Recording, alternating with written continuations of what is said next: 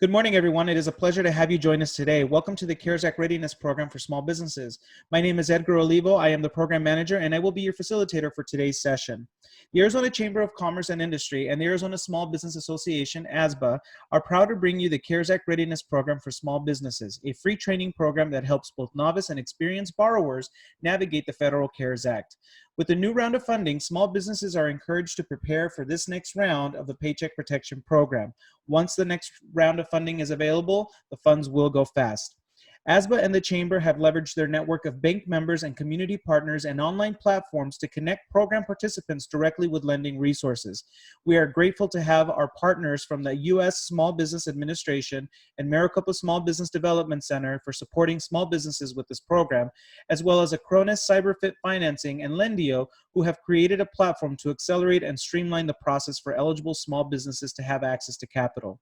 We know there have been recent updates about funding availability and eligibility. With that, I am happy to share we have our business experts on these calls, and they have the most recent information for you to take action now. I will introduce them during our question and answer session. Let's jump right into our agenda. We're going to start off with our weekly CARES updates, and those weekly CARES updates will help us understand what is going on with the most recent developments of the program.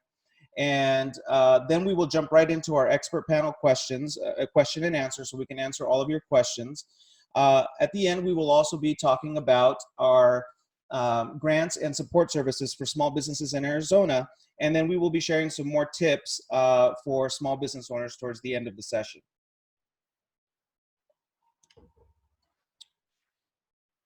With that, I'd like to welcome now Laura Siscomani from the Arizona Chamber of Commerce. She is the Director of Development, and she has some great updates for you as far as what's going on with the CARES Act. Laura, welcome to our call. Good morning, everyone. Thank you so much for joining us. As Edgar mentioned, my name is Laura Siscomani. I'm with the Arizona Chamber of Commerce. We're an advocacy organization, and we're keeping close tabs on the progress of the CARES Act, especially as new waves of stimulus packages are approved by Congress. As you probably are well aware, Congress and the Trump administration approved adding another $310 billion to the Paycheck Protection Program after the initial $349 billion of funding was exhausted in less than 2 weeks.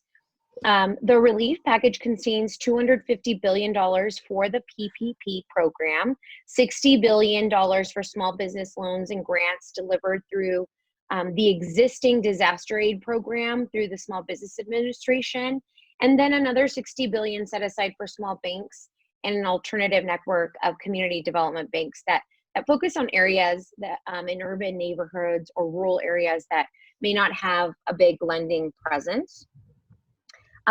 Applications, the SBA opened applications this week, starting on Monday.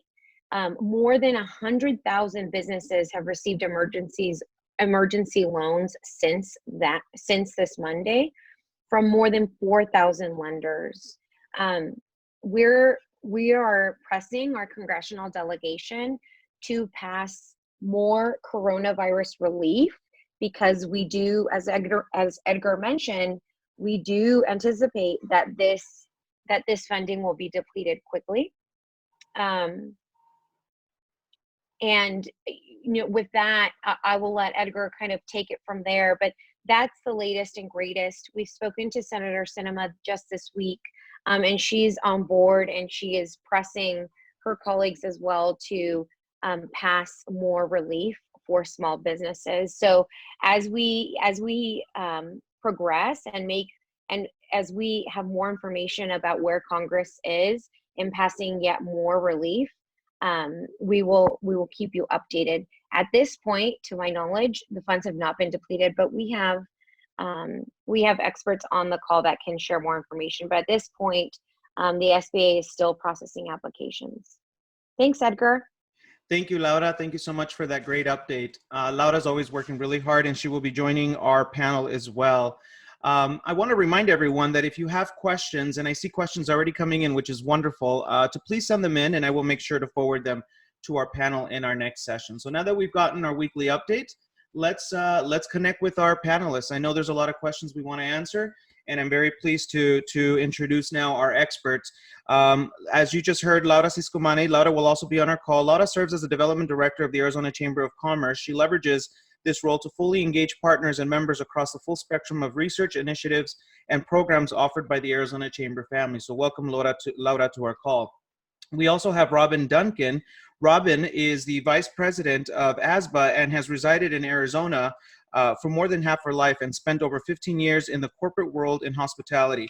20 years in small business, 20 years as a small business owner, and 8 years with the Arizona Small Business Association. She has vast experience in business development for large hospitality sectors and can advise on anything from sales and marketing to operating a small business. And Robin does have a small presentation that she will be sharing more information after our session. So welcome, Robin, to our call. Belinda Rosdenhausler is a 23-year veteran of commercial real estate financing with CDC Small Business Finance. They provide SBA 504 financing to small business owners in Arizona and Nevada. And Belinda is our lender expert on the call. So Belinda, thank you so much for being here with us today. We also have the honor of having direct resources with our friends at the SBA. The United States Small Business Administration helps Americans start, build, and grow businesses. The SBA was created in 1953 as an independent agency of the federal government to aid, counsel, assist, and protect the interests of small business concerns, to preserve free, competitive enterprise, and to maintain and strengthen the overall economy of our nation. And today on our call, we have Karen Allen. Karen Allen is the Senior Area Manager for Northern Arizona for the U.S. Small Business Administration and is also the Native American Affairs Representative for the state of Arizona. We also have Jenny Hershaft, who is the Lender Relations Specialist for the Arizona District Office of the U.S. Small Business Administration. So welcome, Karen and Jenny, to the call as well. And we also have our partners from the Maricopa Small Business Development Center, Lou Farina. He is a business advisor at Maricopa Sbdc and works in technology commercialization and has also been advising a lot of clients, small business clients, on the PPP and EIDL programs. So welcome, Lou Farina. Thank you so much for being on our call as well. And we will also be sharing some resources from Acronis CyberFit Financing, powered by Lendio, a resource that we definitely want to share with you towards the end of our session. And I will be sharing links with you about all of that, as well as a reminder, for those of you who are watching our webinar right now, please feel free to take a screenshot of your screen right now to capture all of our panelists' contact information on the screen. They have graciously offered to answer any sensitive questions offline and help you with more specific guidance about your business. And most of the resources that we will be sharing in this panel will be sent to you via an email after our session. So please make sure to check your email later today for a toolkit that we will be sending to you directly. And again, I want to remind you that please send your questions in the chat room at any time so I may forward them to our panelists. So welcome our panelists. I want to make sure that they are ready to go. I'm going to check here. Panelists, if you have the ability to unmute, you may unmute now, and I'm going to make sure that you are on our call. We're going to start off with our SBA. Actually, we have a question here that we'll kick off from the very beginning. It's from Ruben, and Ruben did send this message. He says, I have not received much information as to the status of my PPP application from Chase. Should I apply at more banks? I have read this may trigger a fraud alert. Let's forward that question to our friend Belinda, our lender expert. Belinda, what kind of insights do you have for someone who is not getting status on their PPP application from their bank? Should they apply at another bank?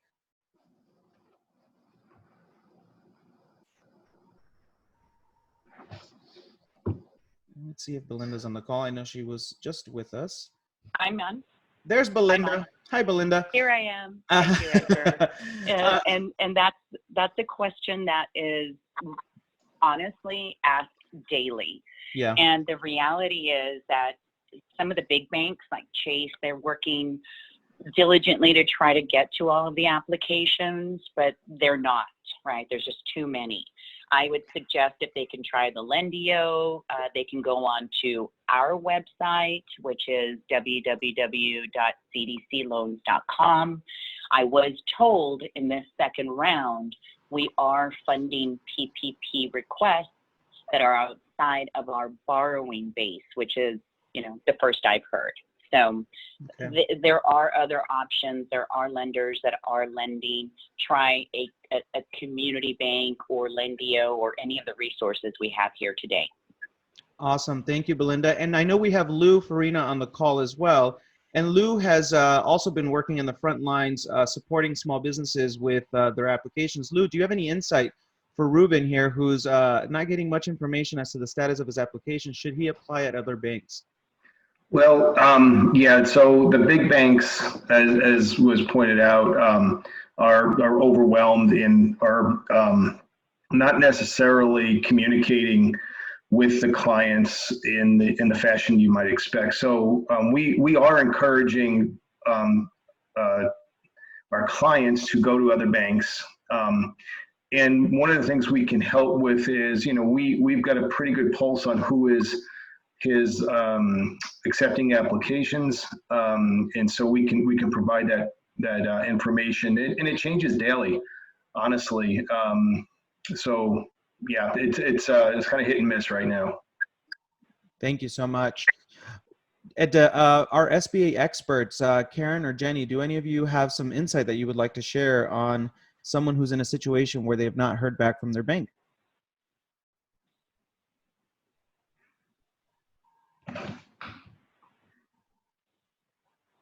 Okay. I think they are preparing for... I'm sorry, Edgar. Yes, please. Is this Karen? It was muted. Sorry about that. It's okay. My suggestion would be to follow up directly, if possible, with your business banker. Some banks have direct TPP lines that you can call, but I would second what the first two panelists mentioned, that you might want to divide and conquer, so to speak. And if you do have a relationship, a business banking relationship with a bank, Sounds go great. ahead and apply that way. But we're seeing people who are going to a second choice. Yeah. Thank you so much. We have another question here from TJ Lawrence. He says, I've already applied. PayPal sent it to the SBA and they have an SBA number. One communication said they would send us an email when the loan has funded. Another said they would ask for a signature, then it would fund. My question is, we're in an optometry office, which is closed. Our employees are currently not working. When does the 8-week period start, and can I delay it? This is a great question that I think I would love to ask Belinda. Belinda, when does the 8-week period start? I'm trying to get clarification on that as well, because I had a client contact me that they had furloughed their employees.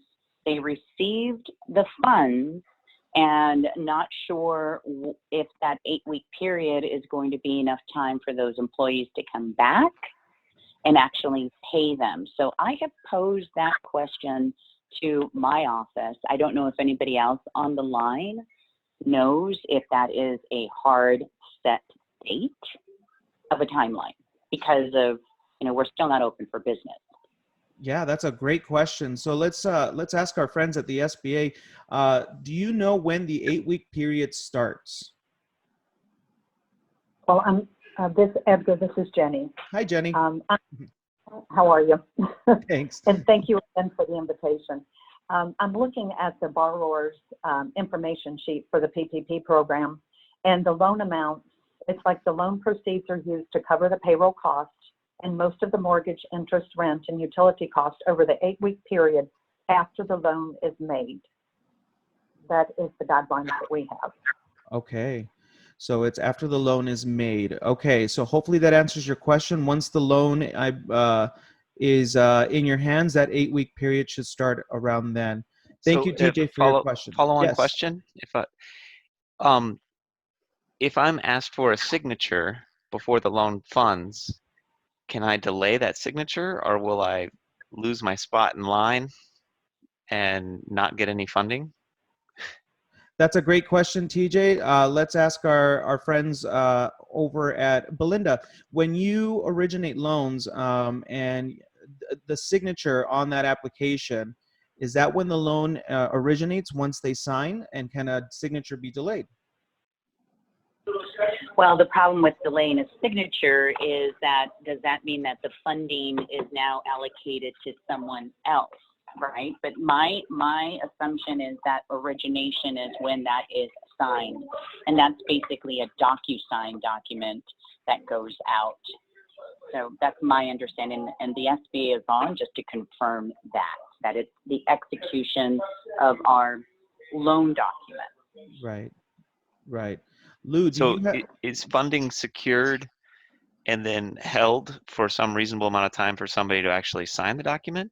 And then is that, so the difficulty is that it's impossible to actually call any of these banks and ask these questions. And so I would think that they would probably hold those funds for you to sign in a reasonable amount of time, but then at some point it's unreasonable and then they're no longer held. But I assume that it's also not told to me what that time limit is, right?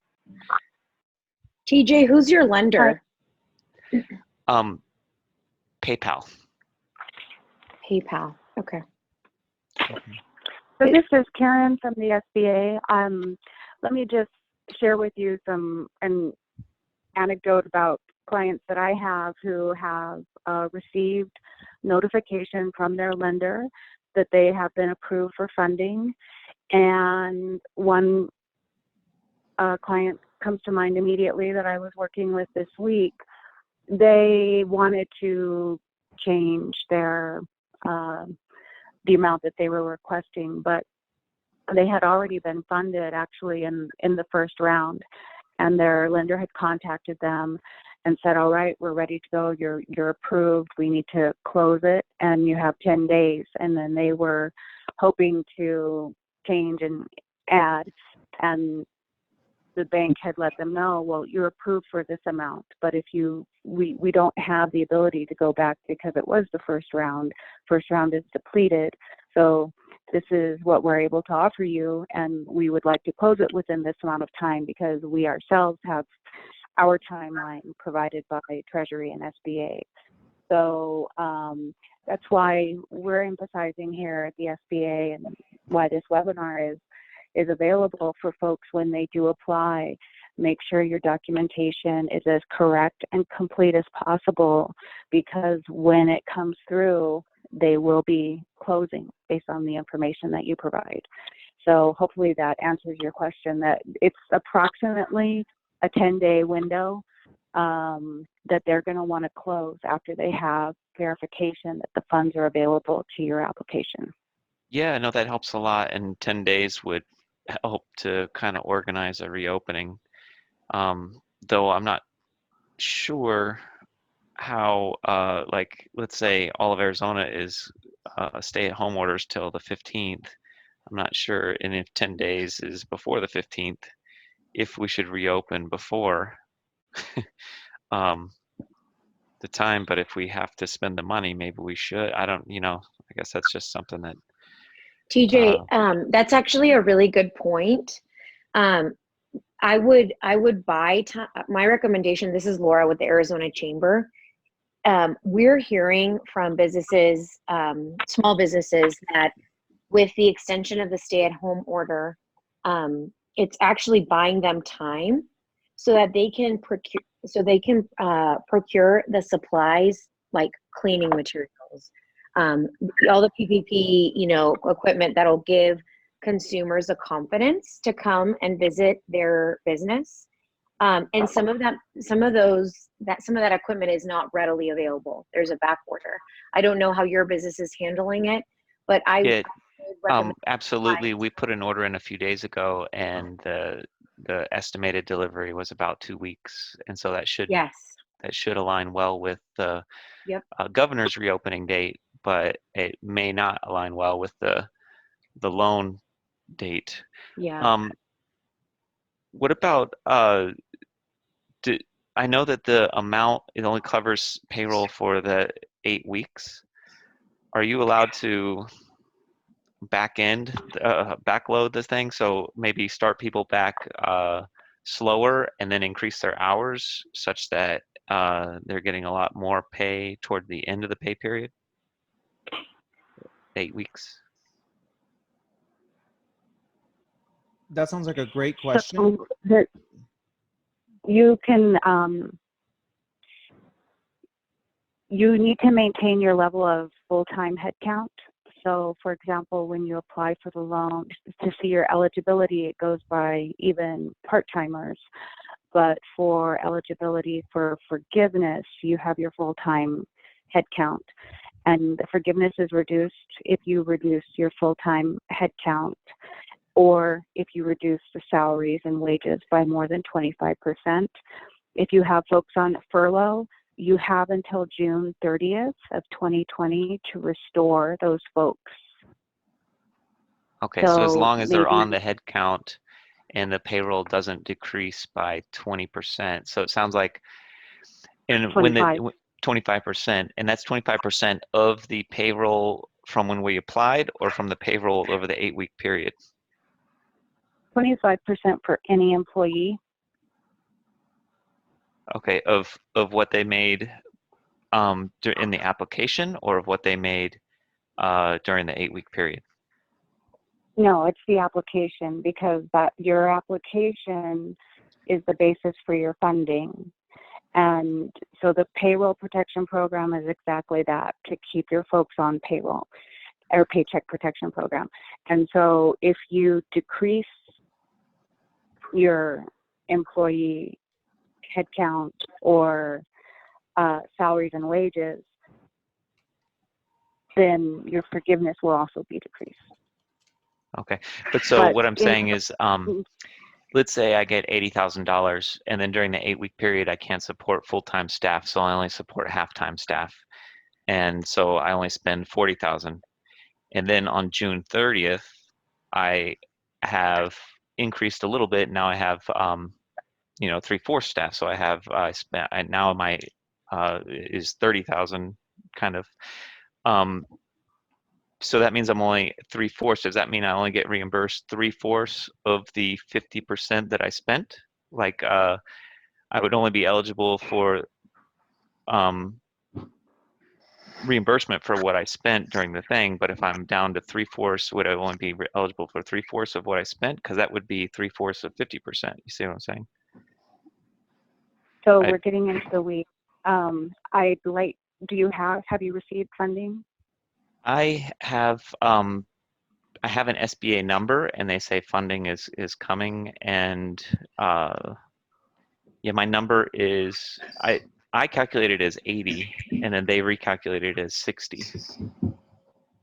Okay. All right. So we can talk about this offline. Yeah. It's kind of an individual case and going into the weeds, but Yeah. regarding rehiring, you have until June 30th. Also, so But if you put if I don't furlough, rehire, and then we can go ahead and talk about this offline. right, but if I don't rehire, let's say we rehire in 8 weeks because we want to stay closed for 8 weeks, then I don't get reimbursed anything because it's only the amount I used during the first 8 weeks. Is that right? TJ, can I interject? This is Laura Siscomani. In your toolbox, we have a document that gives you different options of how to calculate your forgiveness. And also the Arizona Commerce Authority has a tool that helps you calculate your forgiveness. So there are different options of how to calculate the number of FTEs you have. So Okay. I think once you see that document and also speak to the SBA, you'll have a better idea. But but for example, one of the options is like the average number of FTEs per month from February 15th to June 30th of 2019. So there are different options, and you'll see it once you get your toolbox, so that you get a better sense of what the forgiveness amount will be. Hey, this is Lou Farina from the SBDC. I just want to reiterate something, because I think we lose track. The PPP program is really designed for the benefit of the employees, right? It's to add liquidity into the system. So it has nothing to do with if they have work to do or when you open. It has to do with getting them on the payroll within that 8-week period and putting those funds back into the economy. Thank you so much for that great conversation. TJ, thank you so much for your question. Please make sure to get the information, the email contact information that's on our screen, so you can chat with Karen or Jenny or Lou. They'd be more than happy to answer your questions more specifically to your business. So thank you so much for that great conversation. And we have some other questions here from our participants that have sent. We have a question from Julie Tang. It says, any tips for applicants in the category of sole proprietor, self-employed, independent contractor, such as banks that work better for this category, level of difficulty in getting process approval, etc. So she's asking for any tips for self-employed, sole proprietors. Where should this person go for loans? Lou, let's jump that question over to you, Lou, since you've been working with a lot of businesses as well. Do you have any insight as to where a sole proprietor where do you recommend a sole proprietor go? Well, I think we always recommend the starting point is utilizing your existing banking relationship. So independent of your size, or if you're a sole proprietor, it's really go to the bank, go to the banker that you know, where you have either a lending relationship or a depository relationship. Now, that being said, if you don't get response there, probably the next move is to go to some of the smaller community banks who are being a little more aggressive in looking for new clients and willing to lend. Wonderful. Belinda, have you worked with some of the smaller businesses? Where do you recommend they should go? I agree. You want to start with your bank, whoever you bank with, and the reason is that they can see your activity. As a sole prop, as an independent contractor, there's in your toolbox that you've created, you'll see the required documentation. It's important to have a complete package, and if it's not going to be your bank, then try a community lender, try Lendio, try one of the partners that are included in this phone call. And also what we do at CDC Small Business Finance is work with a lot of these smaller independent business owners. So we are another option to include in your toolbox as potential partners for PPP. Wonderful. Thank you so much. And Julie, just as an extra point, towards the end of our presentation, we will have a link for you to check out. It is a way to apply for the PPP or EIDL program through Lendio. We'll share that special link with you towards the end of the presentation, so please hang tight. We've got some more resources for you, and as well as an email, we'll be sending an email right after this call with a toolbox, a toolkit. Ruben just sent that question, so hopefully I answered that for you, Ruben. All right, Carly, we have a question from Carly. This sounds like an interesting question. It says, hello, our company tried to apply for with B of A, with Bank of America, but our company is owned by a Mexican national that does not have a social security number. All of the funds will be used for our payroll in our Phoenix office with U.S. employees.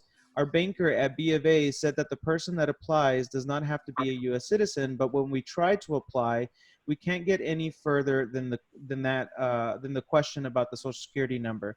How can we move forward? I believe this question, I'll send it over to our friends at SBA.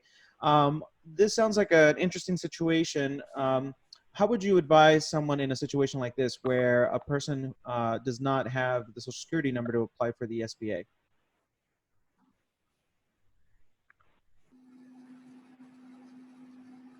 And it could be Jenny or Karen.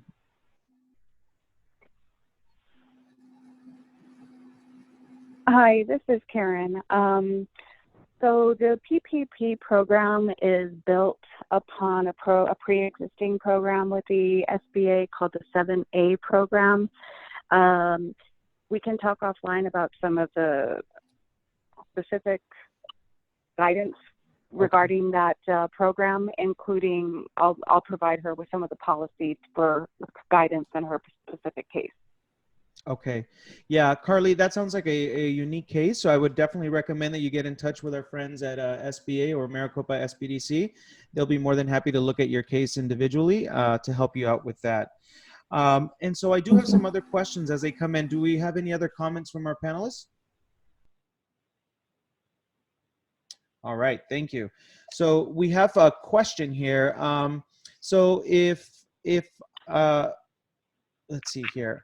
How are lenders handling loans that didn't get funded before the money ran out? Belinda, do you know how lenders are going about? Is there a particular order that they are processing these loan applications? Belinda?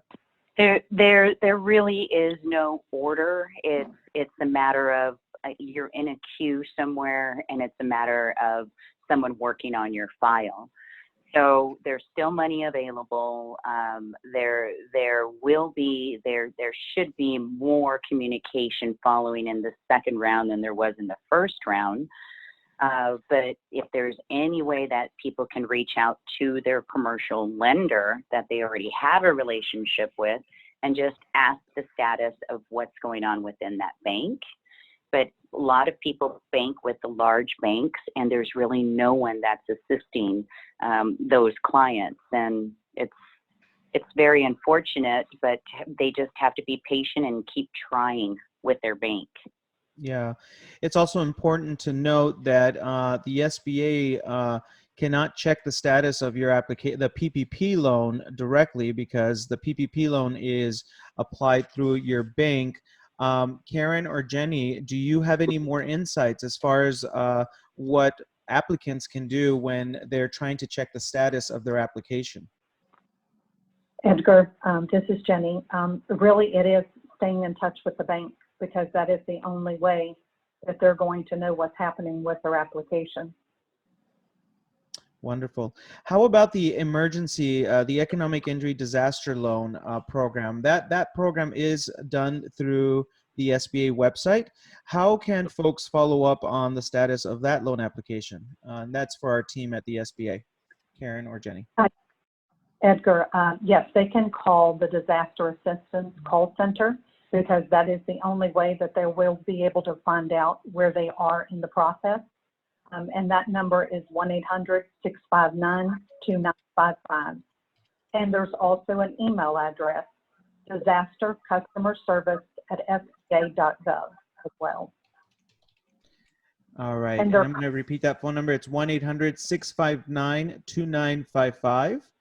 And the email is disastercustomerservice@sba.gov. I'm going to go ahead and put that in the chat room so everyone has it as well. Was there another comment that was trying to get through? Yes, and that is for the people who are looking into finding out where their application is at.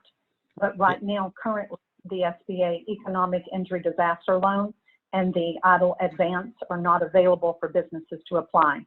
So the most up-to-date information will be provided on the website on sba.gov/disaster. Wonderful. Thank you so. Yes, thank you so much for sharing that. And as folks are applying for their loans, and this question is for Lou, what kind of support does Maricopa Sbdc provide for folks who are in the process of applying for these SBA loans? Well, which loan? Are you talking about the EIDL Advance, the EIDL Loan, PPP, 7A? Yeah, any of the programs that you'd like to talk about. Okay. Yeah, so, I'll just back up, for 7A loans, which are, capital expansion loans, we really help assist our clients in putting those loan packages together, and really recommending certain lenders and hooking them up together. So that's something that we do. Our team is very well versed in SBA loans and what's expected. So that's one of the things we do. On the other loans, it's hard. The PPP, we will help. We have helped and continue to help people put in the right payroll documentation, looking at what their payroll is and helping them decide what number that they can justify. And then on the EIDL loans, the advance is pretty easy, right? That streamlined version, which is the later version, really asks for some very basic financial information.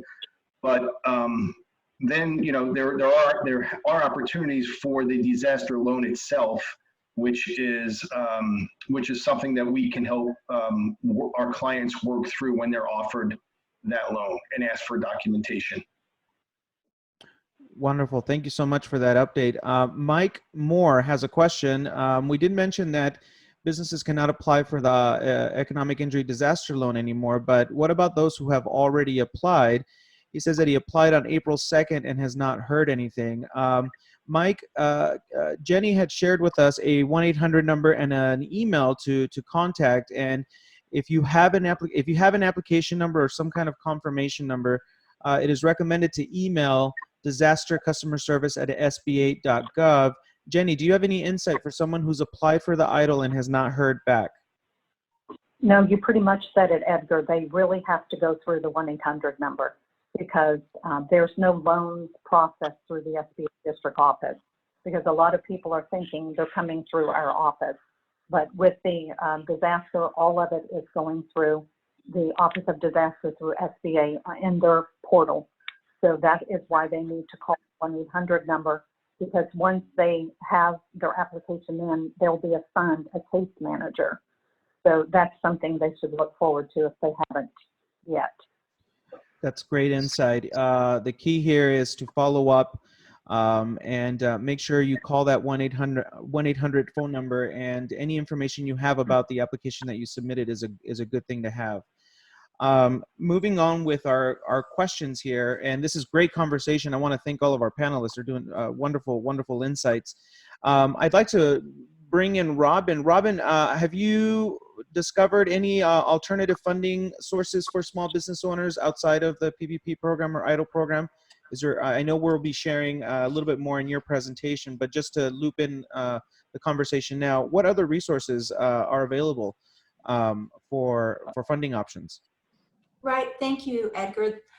We are working every day to find out new local grants that could be available to the business community.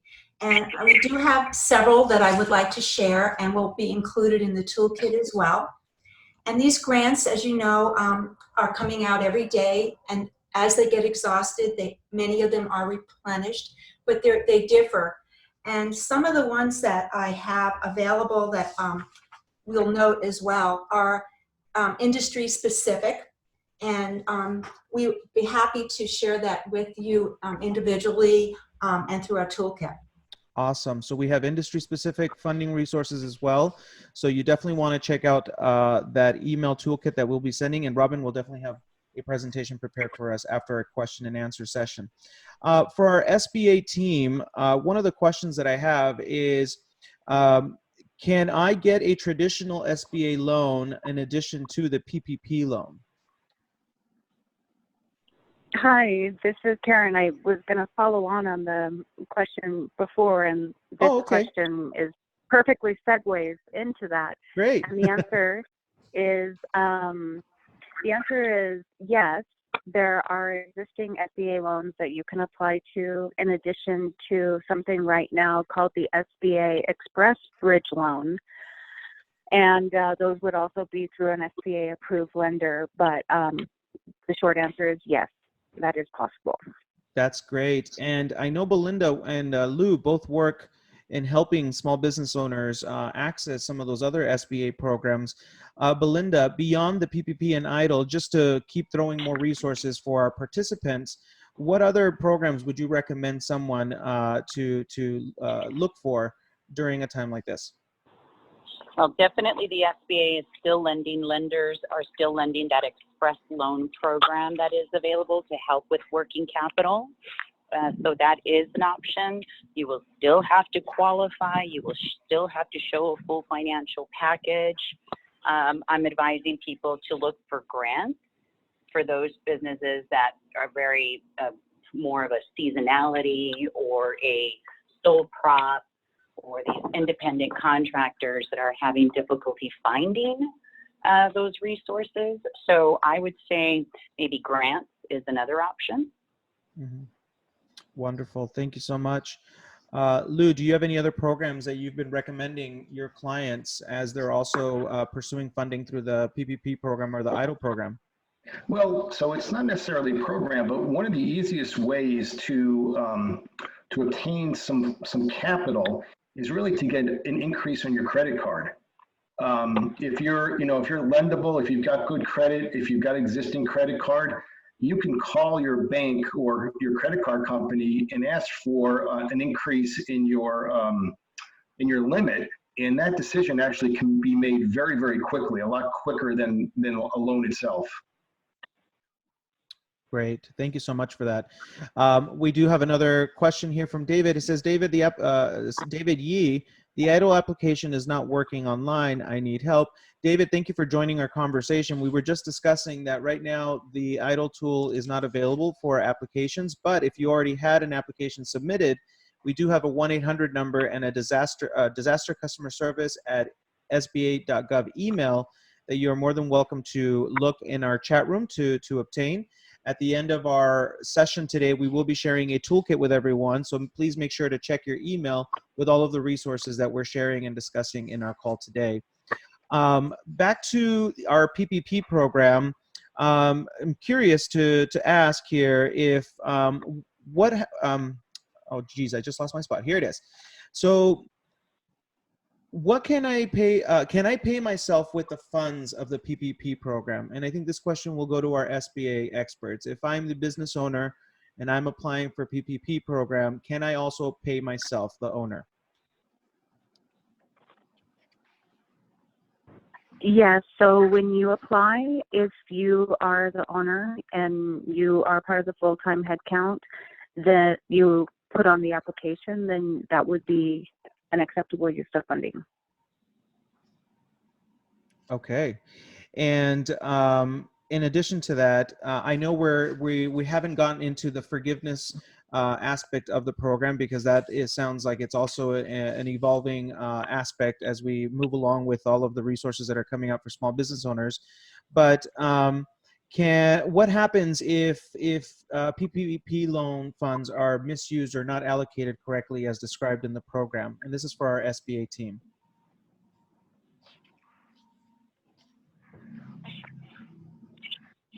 So when you apply for the PPP, you certify and attest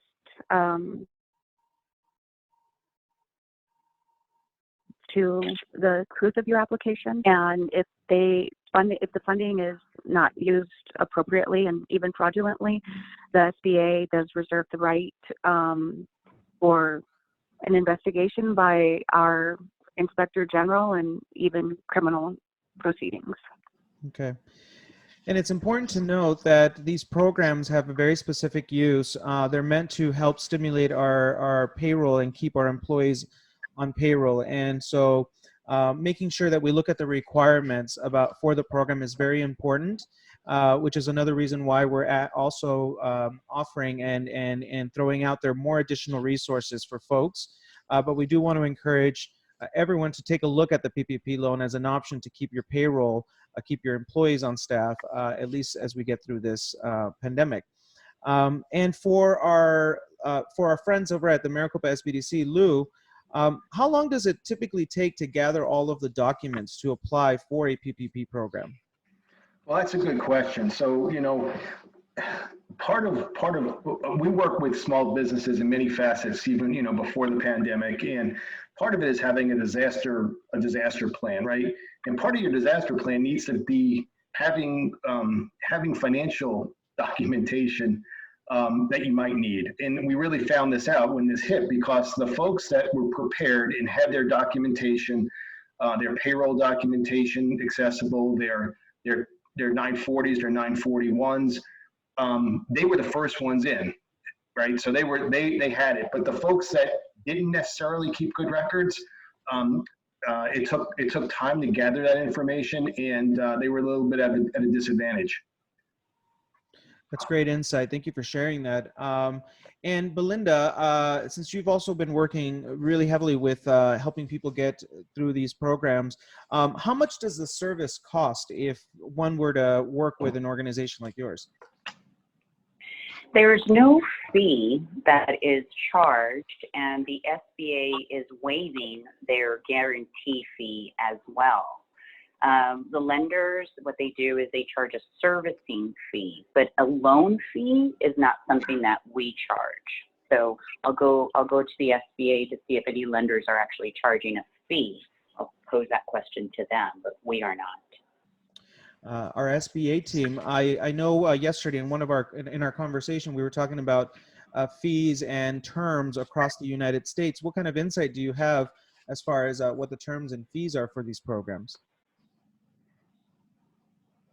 There's no fees, Edgar, and there are no prepayment penalties as well. Wonderful. That's great to know. That's really important to know. We're also going to be sharing a resource, Lendio. I know we've brought them up several times, Acronis CyberFit financing powered by Lendio. Their service is also free. So when you do check out that link, if you want to submit your loan application through there, they've also guaranteed that the service is free for those who want to use it. Do any of our participants have any other questions in the chat room? I'm looking at the conversation that we've got going on, and I want to thank Laura for answering our questions. She's our panelist chat room moderator as well, and I really want to thank her for that. And thank you, TJ, for your questions. I see that some conversation has been going on, and I recommend everyone in our chat room to take a screenshot of the slide that you see right now. It has the email addresses of all of our experts who've been on the call answering your questions and sharing resources. They've graciously shared their email with us so that you can contact them directly. Before we close, I'd like to kind of pass it on to our panelists for any final remarks. And it looks like Laura would like to share something with us. Yeah, going back to TJ's questions, the forgiveness process is creating a bit of confusion. And so I just feel that I need to clarify a little bit because there are differences in how the number of employees are calculated for the loan application itself and then for forgiveness, right? Because in the loan application, you can count part-time employees and full-time employees, but in the forgiveness amount, the calculation for the average monthly number of full-time equivalent employees, that's different. And the CARES Act defines that as a full-time employees as 30 hours per week, just for your knowledge. So the forgiveness amount is reduced according to the number of full-time employees that the business had on staff compared to the previous year. And that time frame is February 15th through June 30th of 2019. I hope that helps. Again, there were questions about what is this toolbox you're referring to. We have created a toolbox of resources in one email that we'll send all participants of the live session, and that'll be coming from our partner, SBA. And that'll include the forgiveness calculator. It'll include the loan calculator that the Arizona Commerce Authority, another one of our strategic partners, has graciously offered us.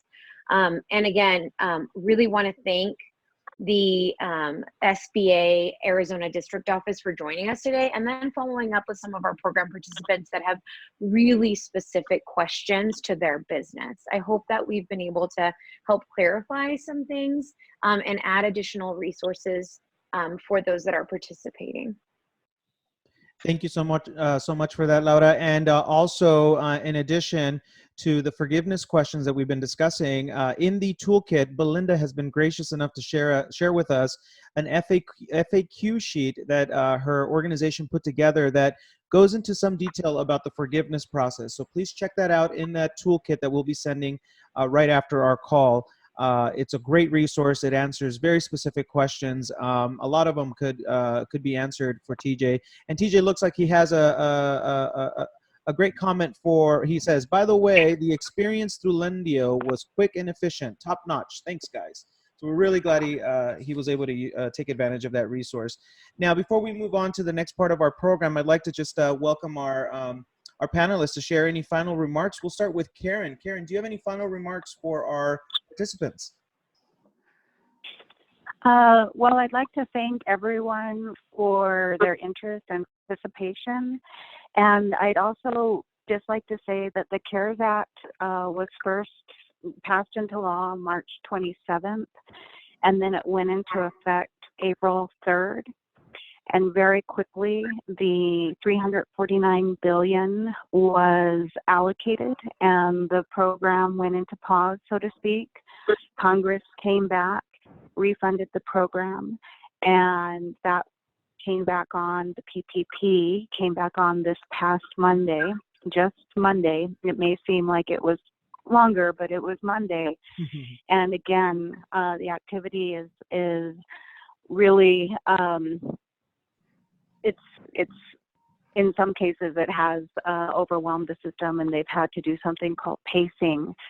So here we are on May 1st, really about 1 month for this whole program, the 2 phases to have come into play and still in play. And some guidance even today has been given about PPP eligibility. So for the folks who are asking about forgiveness, that guidance will continue to come out. And in the toolkit, there's going to be PPP frequently asked questions. That's from the federal government, Department of Treasury. The guidance is continually being clarified and refined. So I would keep a bookmark on that and stay tuned, and your lender certainly will be as well. But we do appreciate everyone's patience as we all work through this process together for this brand new program in these unprecedented times. But if you all have any questions, feel free to reach out to me or my colleague Jenny, or even anyone in our district office. We stand ready to assist. Thank you. Thank you so much for that. And Jenny from our team at the SBA, Jenny, do you have any final remarks? No, I just would like to say thank you for the invitation, Edgar, and thank you for being a part of a expert panelist that we have, the entire panelist members. And also Karen pretty much said it all, so I don't really have anything else to add. Thank you so much for being a part of our call. We really appreciate your support. And Lou at Maricopa Sbdc, thank you, Lou, for being a part of our call. Do you have any final remarks for our participants? Well, I just want to say, I mean, for the folks that don't know the SBDC, we were here before COVID-19. We're going to be here after COVID-19. We just look at this as, certainly a huge interruption in the business operations for many of our clients. So we just want to be able to let folks know that we are available as business advisors. We are a partner of the SBA. We're funded by the SBA. We're no fee. We have individual counselors that work with businesses on a long-term basis through either growth or sustaining or even exits. So if you're interested in partnering with us and working with us, just contact me and we can find a counselor for you. Thank you so much for that, Lou. Thank you. We appreciate having you on the call. Belinda, do you have any final remarks for our participants from CDC Small Business Finance? Edgar, thank you again for continuing to bring panelists together and just providing information to those that are confused, the many that are questioning. I think this has really allowed business owners to hear from resource partners that are available to them. So if anything, I hope that business owners take advantage of these free resources that they're learning about. And the most important is this is changing hourly, daily, by the minute, and stay informed. Stay informed with your local SBA district office. I think they're doing a great job in getting the information out. Edgar, I share with you things that I receive from our local SBA office, and they are just really wonderful about communicating and keeping us informed. So stay informed. Thank you so much for that. And Laura, I know you were sharing some resources, but Laura, I'd like to welcome you if you'd like to share some final remarks before we move on to Robin's presentation. No, just want to thank all the small businesses that participated. You guys are also heroes. Your perseverance and your grit is just amazing. We're here for you. Feel free to email us if you have any other questions. We'll try to connect you to the right person or expert that can field those questions. I will say that the Arizona Commerce Authority is starting office hours where small businesses can start to can register for office hours and speak to experts if they have very specific questions and would like to just speak to an expert about their business in general, aside from the COVID-19 relief funds. You can certainly ask questions about that, but the Arizona Commerce Authority is a great resource that Governor Ducey has made available to businesses. And they're doing a lot of innovative things to help small businesses thrive and recover during this time. I've been on some of their boot camp seminars, and they're very helpful. So I would encourage participants to definitely go to their website and check out their resources. That will also, guess what, be encouraged in our toolkit.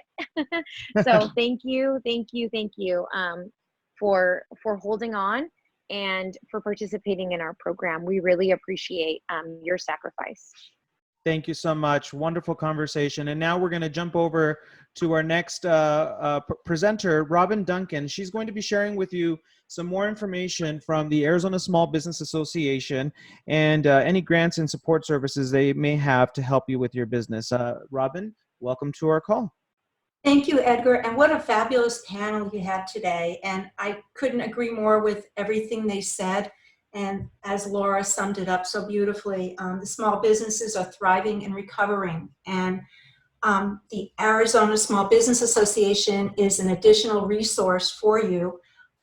We've been around for over 40 years, helping the small business community in the state of Arizona, and we will continue to be here to help you with your individual needs on questions that you may have. We are known as the Connectors, and we're here to provide you additional resources in addition to the many you just heard today. And through all of that, we also set up another website for you to follow and information that you can reach us at, which will also be in your toolkit. It's called CARES Act at Sbda.com. But I'd like to also revisit the fact that along with all of our wonderful community partners, because as a community we strongly partner together, we do have many webinars available that are also available to any of our folks out there that would like to attend. And these are, they will range from information on returning to the workforce, safety, information on how to regroup again and bring back our marketing efforts. Back to the National Safety Association, a lot of information that we will provide in returning to the workforce, which is really critical, along with human resources information regarding legal questions and COBRA information, returning employees to the work during this pandemic, how hard can this be, information like that. I'd also like to move along, and I know many of you have asked for information on local grants. These do change hourly and daily, and as we receive information on those grants, we will be providing them to you through our toolkit. And some of the ones that I do have here in front of me that I just received yesterday from the BBB, Better Business Bureau. There's a grant there for sole proprietorships. There's another one that I came across that will be for hospitality individuals, such as bartenders, dishwashers, bussers, servers, and more for the restaurant industry. Again, I'd be happy to share that information with you. Feel free to reach out to me individually through CARES Act AZ at Sbda.com or my email that's online, or again, we're only a phone call away. I'd like to thank you again for including me on your panel with such fabulous information and experts. Thank you, Edgar. Thank you, Robin. Thank you for that great information. And please check out the email that we have below, caresactaz at Sbda.com. That's where we're hoping to answer all of your questions if there are any other questions beyond this. And we also invite you to join our live seminars as you need. The next resource I'd like to share with you is if you don't have an existing banking relationship or cannot submit through your current lender, we've partnered up with our friends over at Acronis CyberFit Financing, powered by Lendio. Lendio is an online tool that will connect you to a network of approved lenders who are ready and available to process your application. There is no fee to use Lendio services. Their link is on the screen. Feel free to take a screenshot or check out your email. We will be sending this in our toolkit. But as TJ has mentioned that he has had a great experience using this service, getting his application in, we highly recommend folks to act now. And this link is also available in Spanish. So if you want to join our Spanish session at 10 a.m., we will be sharing information as well in Spanish if you would like to join. So check out Lendio, Acronis CyberFit Financing powered by Lendio. There is a special link for you to check out and apply for the PPP or EIDL programs. And just some final tips for those who are in any of these situations. If you've already applied for the PPP and got approved, here's what you can do. We're recommending that you set up a new bank account to keep track of your funds. Remember that 75% of your funds goes to payroll and 25% on utilities and rent. Track how you spent it, what you spent it on, and when you spent it. It'll just help things a lot easier when you apply for forgiveness when the time comes. And make sure that you file your 2019 taxes. The deadline has been deferred until July 15, 2020. If you applied and are waiting to hear about your funds, here's what you can do. Plan for your recovery and create new goals. As you've heard from our panelists, it's always great to talk to business experts who can help you think about your strategy as we reopen America. And that would be a great thing to do now while we're waiting to create some new goals so that we can start strong. If you are self-employed and don't have employees, make sure you see the SBA guidelines to ensure you can qualify for any benefits such as unemployment or small business relief programs under the CARES Act. And we did provide the link here for the unemployment programs. And we do want to remind folks that if you are an independent contractor, you can only apply for PPP or the unemployment benefits, not both together. Complete your application and stay in touch with your bank regularly so you don't lose your spot. That is very key. All of our experts have said, keep in touch with your bank. It is one of the most important components of this program. If you have not applied for small business relief, here's what you can expect. We still recommend that you apply. You want to be in line to receive funding before it runs out again.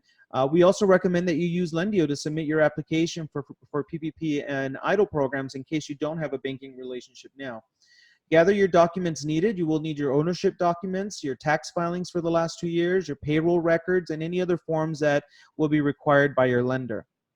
Check out your local Chamber of Commerce and Economic Development offices for grants, discount programs, and educational resources. And most importantly, check your email for our toolkit. We will be sending that shortly after our call. And I think that's going to be very important for everyone to see everything that we've talked about. You'll get that in that email. And so with that, we want to just thank everybody again for participating in today's session.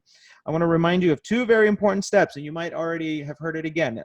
Check your email for that toolkit. ASBA will be sending you an email, and it will have all the information we went over today, as well as an evaluation link for you to tell us how we're doing with this program and how can we improve to help you further. Please visit our partners' resources. We've worked with we now have the SBA, we have Maricopa Sbdc, CDC Financing, Small Business Financing, ASBA, the Arizona Chamber of Commerce, Arizona Commerce Authority, and Lendio. They've all worked hard to bring you sophisticated tools to help you and be by your side as we help small business owners access capital from the CARES Act. And thank you, partners and panelists, for your presentations today. Great insight. It's lovely to have you on our call. And thank you, business owners, for showing resilience, commitment, and patience, and above all, for allowing us to help you during this time. And I want to remind you that we are here to help. We will get through this together. I hope everyone has a wonderful weekend. We are very happy to do these sessions with you, and we want to once again thank you again for allowing us to help you during this time. I hope everyone has a wonderful day.